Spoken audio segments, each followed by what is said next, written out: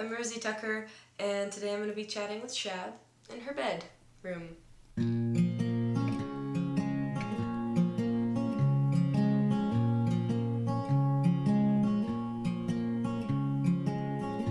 I am a beautiful machine.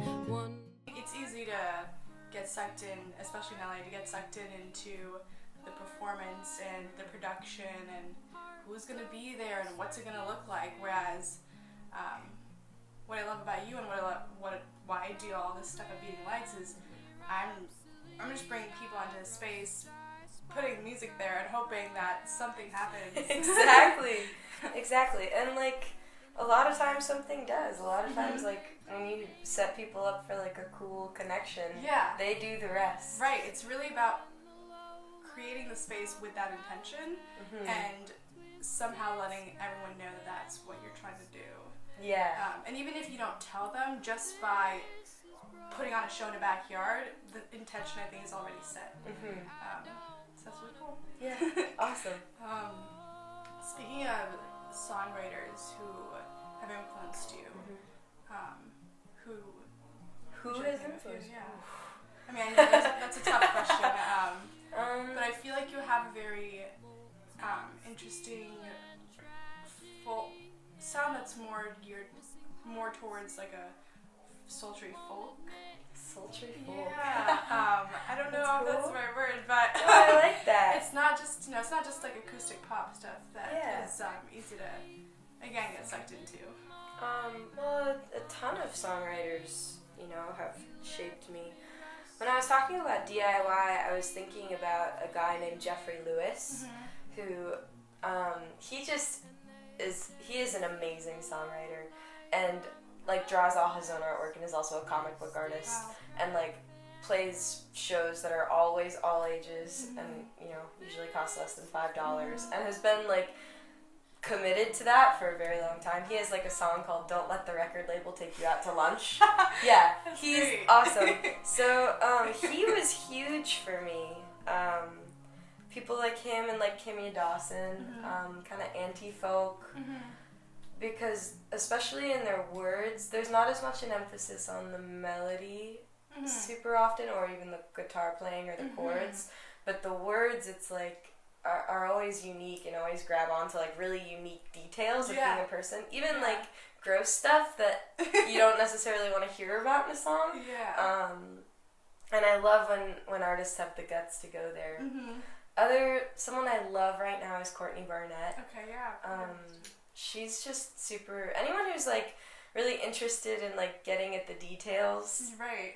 Because I feel our lives are our lives. I feel my life, a lot of the meaning that I find in it is at this very micro level in the boring details. If you can write a song about not being able to sleep, or parking sucks, or your water bill is too much, stuff like that the stuff that it's the last straw. Yeah. Where it's you just went through a breakup or whatever, there's all this life stuff happening, but the thing that breaks you is the OJ is expired, And I love when songs can tap into that, because it feels so true to me.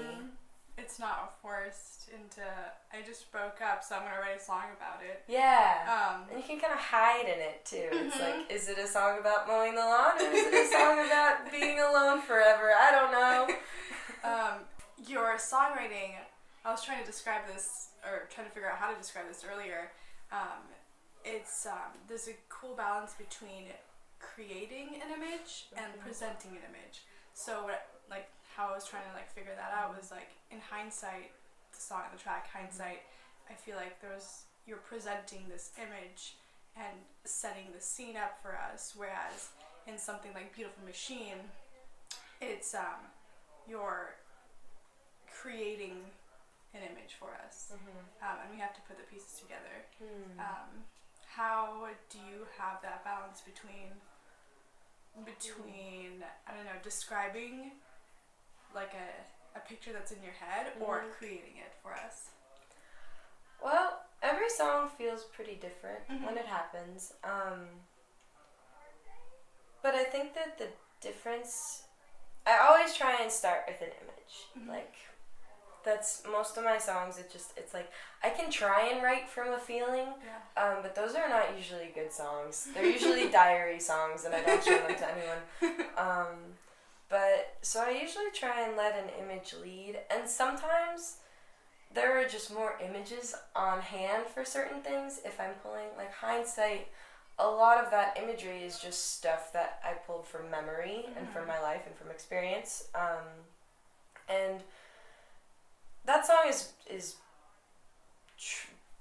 intentionally autobiographical. But like with other songs with similar like image styles, it could just be like little things that I notice if I'm traveling or out and about. Like I'll just kind of twist them around, and you can just throw a lot of images at people, and it can seem impressive even if you're just pulling from your everyday. And so I don't exactly know how it happens. Some songs do come out like, oh, there's a whole metaphor, right? And it's mysterious to me. I don't really know. Sometimes you only have one. Okay. I think I have a way of explaining this, super roundabout.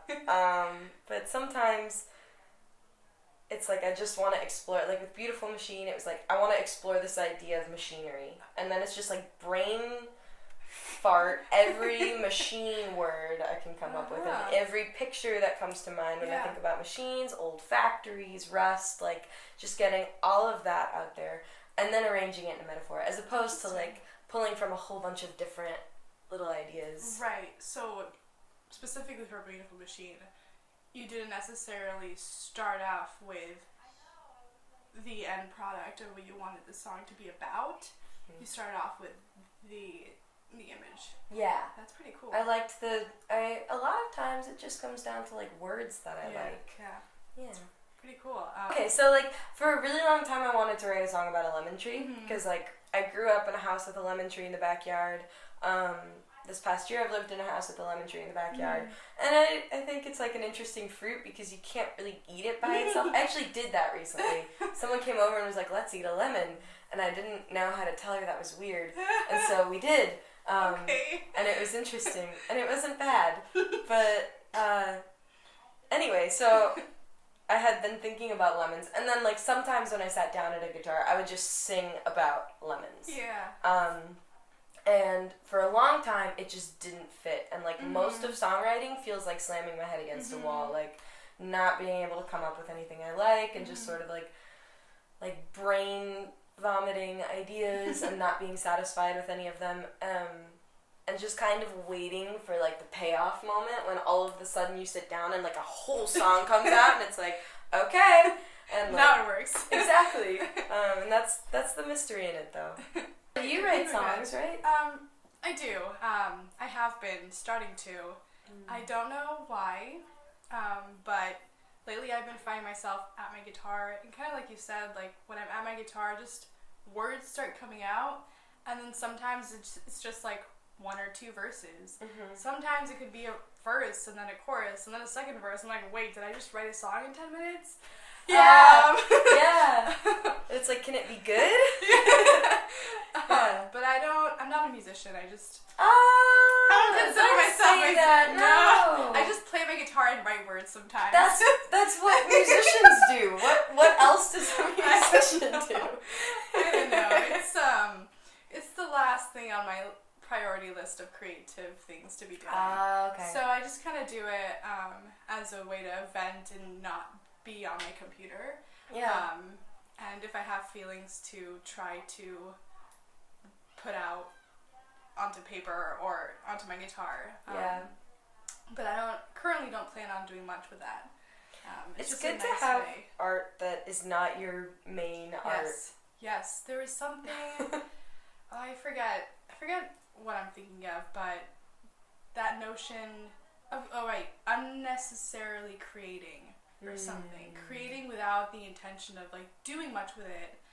It's not necessarily your main source of income. You're not trying to put it out into the world, but you're just creating it for the sake of creating it and for the sake of your whatever creative intellect. Yes. It's a pretty cool thing. I don't know. Maybe I'll show my room later, but as you can see, I have a lot of like random paintings and stuff in my room that I just do for the sake of my own sanity. Yeah. But I'm not planning on being a painter or selling this stuff. It's just a way to get out of my mind. Totally. And put like my mind onto splatter, onto paper or whatever. That's important. I also paint secretly. Yeah. And don't show anyone. And like doodle and like. Yeah. And it's funny though that we feel like it's like less legitimate, you know? Right. Because we're not selling it. I guess. Yeah. That's Oh, it. spooky. Yeah.